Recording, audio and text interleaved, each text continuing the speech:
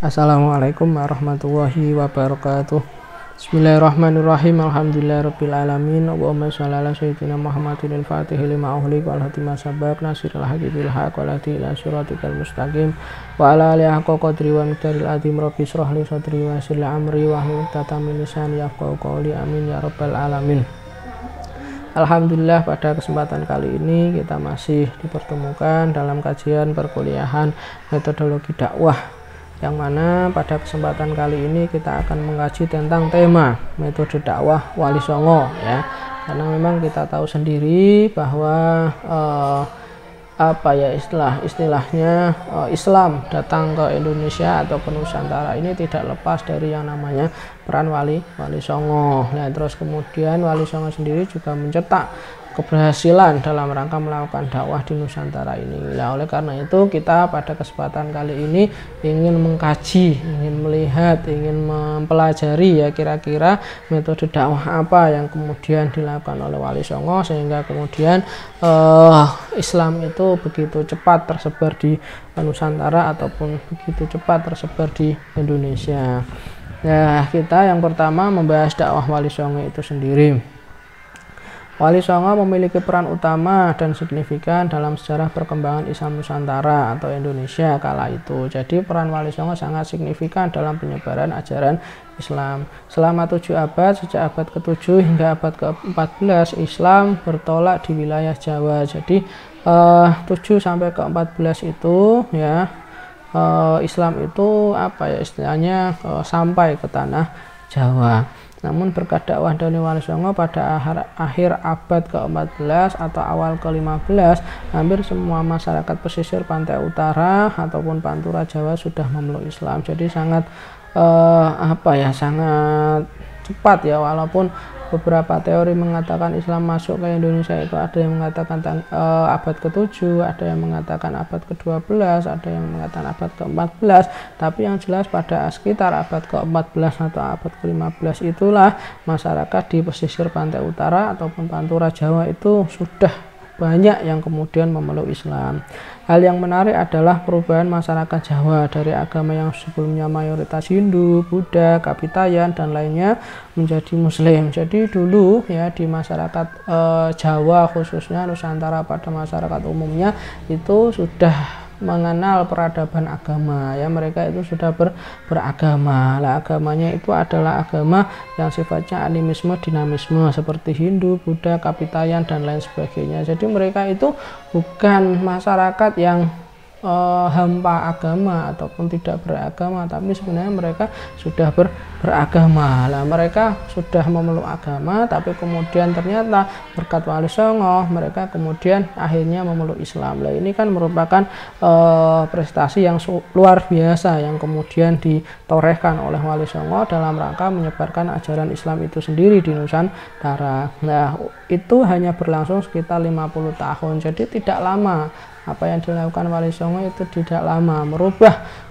masyarakat yang kemudian beragama animisme dinamisme menjadi masyarakat yang beragama Islam itu waktunya nggak lama ya, hanya sekitar 50 tahun. Nah, oleh karena itu ada penilaian bahwa dakwah Wali Songo itu adalah dakwah yang paling sukses. Jadi apa yang dilakukan oleh Wali Songo di Nusantara ataupun di Jawa itu dianggap sebagai dakwah yang paling sukses dan berhasil. Kenapa demikian? Lantaran mampu mengislamkan masyarakat Jawa dalam waktu yang sangat singkat, yaitu kurang lebih sekitar 50 tahun. Nah, di sini tentunya apa yang dilakukan Wali Songo tidak lepas dari yang namanya pendekatan dakwah ataupun metode dakwah yang mereka lakukan, sehingga kemudian dakwah Wali Songo dikatakan berhasil ataupun sukses di tanah Jawa ataupun di Nusantara. Lah, kira-kira apa saja pendekatan, apa saja metode dakwah yang kemudian dilakukan Wali Songo dalam menyebarkan Islam di Nusantara atau di tanah Jawa? Yang pertama adalah dakwah langsung ya, melalui pendekatan teologis. Nah, langkah pertama adalah melakukan pendekatan teologis ya, sebagaimana Maulana Malik Ibrahim dan juga Sunan Ampel paling sering menggunakan pendekatan tersebut. Jadi mereka melakukan dakwah secara langsung, pendekatannya pendekatan ketuhanan ataupun teologis. Nah, mereka berdakwah hingga ke tingkat lapisan masyarakat paling bawah ya. Jadi dakwah mereka itu apa ya, menyasar seluruh kalangan masyarakat, bahkan sampai ke kelas yang paling rendah, yaitu paling bawah, yaitu Waisya dan juga Sudra. Jadi dulu masyarakat Hindu Buddha itu kan mengenal apa ya, kasta ya, masyarakat itu kan mengenal yang namanya kasta, ada Brahmana ya, ada Waisya, ada Sudra ya.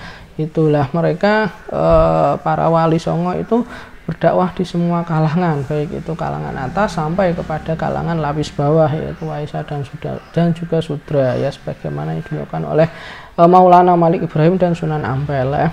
Lebih dari itu, masyarakat diajari tentang nilai-nilai Islam, perbedaan antara pandangan hidup Islam dengan yang lainnya, dan menanamkan dasar-dasar Islam. Jadi pendekatannya adalah pendekatan teologis tadi, langsung ya, diperkenalkan dengan nilai-nilai dan juga ajaran Islam. Yang selanjutnya adalah pendekatan ilmiah atau metode ilmiah. Di sini melalui apa? Melalui menciptakan lagu dan juga permainan anak ya. Tidak seperti dua sunan sebelumnya ya, Malik Ibrahim dan juga Sunan Ampel tadi ya. Sunan Giri berdakwah dengan cara menggunakan pendekatan ilmiah ya. Seperti apa ya pendekatan ilmiah yang dilakukan oleh Sunan Giri adalah membangun pesantren. Pesantren itu kan merupakan lembaga pendidikan, maka dikatakan pendekatannya adalah pendekatan yang ilmiah. Selain itu, Sunan Giri juga membuat pelatihan dan pengkaderan serta menugaskan muridnya untuk berdakwah di suatu tempat. Jadi memang betul-betul nuansa-nuansa ilmiah itu nampak dalam dakwah yang dilakukan oleh Sunan Giri. Selain itu, Sunan Giri juga menggunakan permainan sebagai medium atau media untuk berdakwah. Selain tadi ilmiah, dengan membuat yang namanya lembaga pendidikan semisal pesantren, menciptakan kader dakwah dan meminta persebaran kader dakwah ke tempat-tempat tertentu ya, ilmiah tadi, Sunan Giri juga melakukan dakwah dengan menciptakan permainan anak ya. Tak ayal ia menciptakan permainan anak-anak seperti jemblongan, tembang syair seperti lel ilir, padang bulan, dan lainnya. Singkatnya, Sunan Giri mengembangkan dakwah secara sistematis dan metodologis. Jadi apa yang dilakukan oleh Sunan Giri itu merupakan dakwah yang sifatnya sistematis dan juga metodologis. Jadi nggak sembarangan, tidak awur-awuran, tapi memang betul-betul sistematis dan metodologis.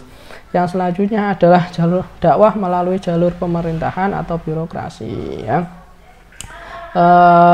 Selain pendekatan teologis, pendekatan ilmiah, menciptakan permainan-permainan anak ya, yang selanjutnya adalah dakwah dengan jalur pemerintahan atau birokrasi. Pendekatan kelembagaan menjadi salah satu ketiga wali songo dalam berdakwah ya. Jadi wali songo juga melakukan pendekatan kelembagaan. Tidak semua anggota wali songo berdakwah di masyarakat secara langsung ya, seperti yang dilakukan oleh Maulana Malik Ibrahim dan juga Sunan Ampel. Saat itu sudah ada juga yang berdakwah di pemerintahan. Jadi ada yang kemudian dakwah di pemerintahan. Mereka adalah Sunan Kudus dalam Kesultanan Demak Bintoro dan Sunan Gunung Jati dalam Kesultanan Cirebon. Jadi Sunan Kudus pada Kesultanan Demak, Sunan Gunung Jati pada Kesultanan Cirebon.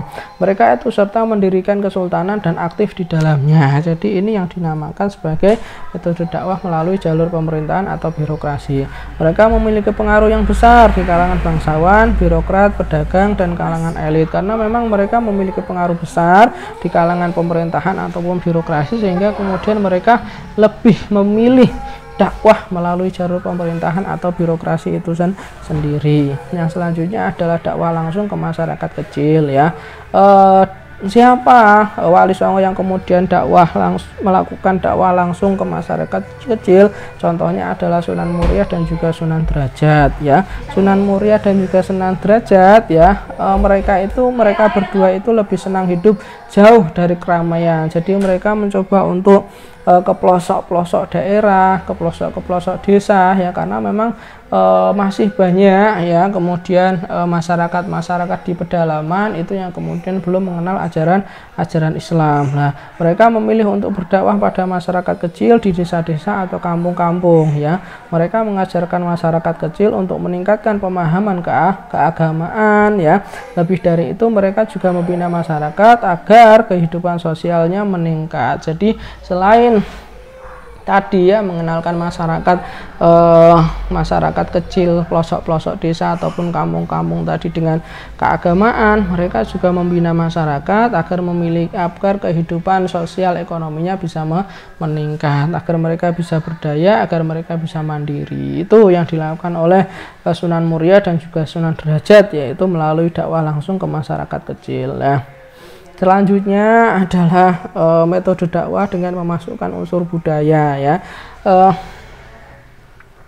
Strategi yang kelima yang diterapkan adalah dengan pendekatan kultural ya. Dalam berdakwah, Sunan Kalijaga dan juga Sunan Bonang lebih menonjolkan dengan menggunakan pendekatan kultural. Jadi berbeda-beda antara satu sunan dengan sunan yang lainnya. Dan di sini Sunan Kalijaga, Sunan Bonang itu lebih pada menggunakan metode dakwah yang kultural ya.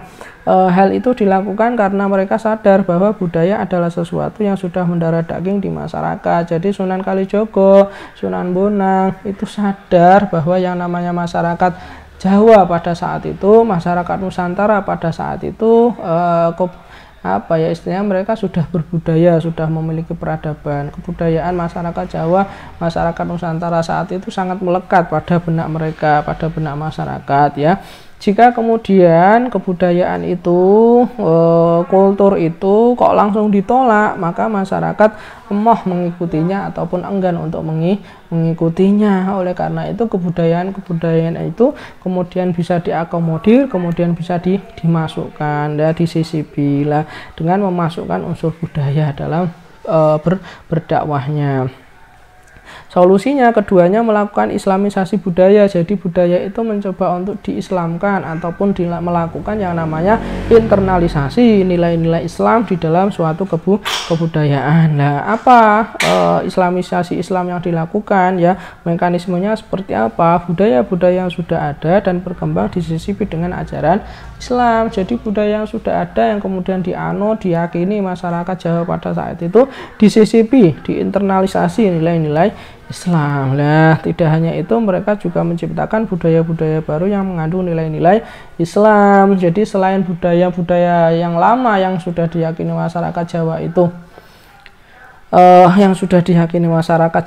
itu kemudian disisipi nilai-nilai keislaman. Sunan Kudus, Sunan Bonang itu juga menciptakan budaya baru ya yang mengandung nilai-nilai Islam. Nah, di antara produk budaya yang mereka ciptakan dan masih hingga hari ini salah satunya adalah gamelan sekatenan. Jadi sekatenan sampai sekarang masih berjalan. Itu adalah salah satu contoh budaya yang kemudian diciptakan oleh Sunan Wali Songo tersebut. Terus yang selanjutnya, sekatenan itu ya berasal dari kata syahadatain ya. Jadi dari kata syahadatain yaitu kan Islam banget ya, Islam banget syahadatain yaitu dua kalimat syahadat. Kemudian menjadi budaya yang disebut sebagai gamelan sekatenan ya. Kemudian ada gapura masjid dari kata ghafura ya. Jadi gapura ya, kalau kita masjid biasanya itu kan ada gapuranya lah, itu kemudian ternyata ya itu dari kata ghafura ya.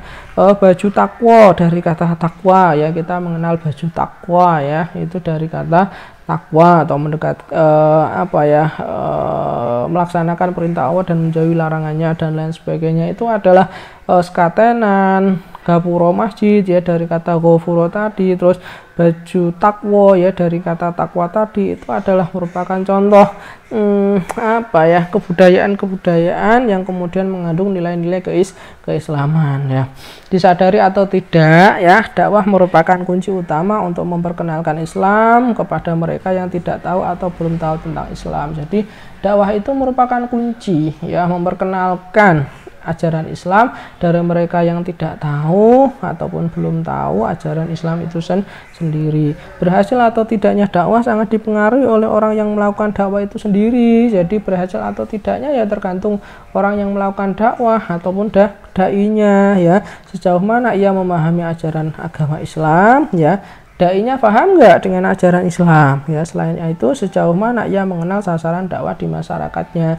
Jadi dalam berdakwah ya, kita yang pertama itu harus tahu dulu ajaran Islam secara mendalam, terus kemudian kita harus mengetahui sasaran dakwah kita dan seberapa terampil ya mentransformasikan ajaran agama itu kepada masyarakat. Jadi dia itu terampil nggak kemudian mentransformasikan ataupun menyebarkan dakwah ataupun ajaran Islam itu kepada masyarakat. Kalau Wali Songo kan tadi ada yang dengan pendekatan teologis, pendekatan ilmiah, ya, kemudian pendekatan pemerintahan atau birokrasi, pendekatan kepada masyarakat sipil, sampai kemudian pendekatan kultural. Itu adalah contoh keterampilan transformasi Wali Songo dalam ajaran Islam ataupun dalam berdakwah sehingga diterima dengan baik, yaitu.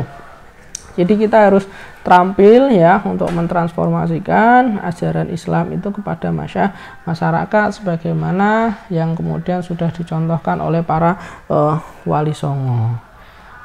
Itu yang bisa saya sampaikan ya pada kesempatan kali ini. Semoga bermanfaat. Dari saya cukup sekian. Assalamualaikum warahmatullahi wabarakatuh.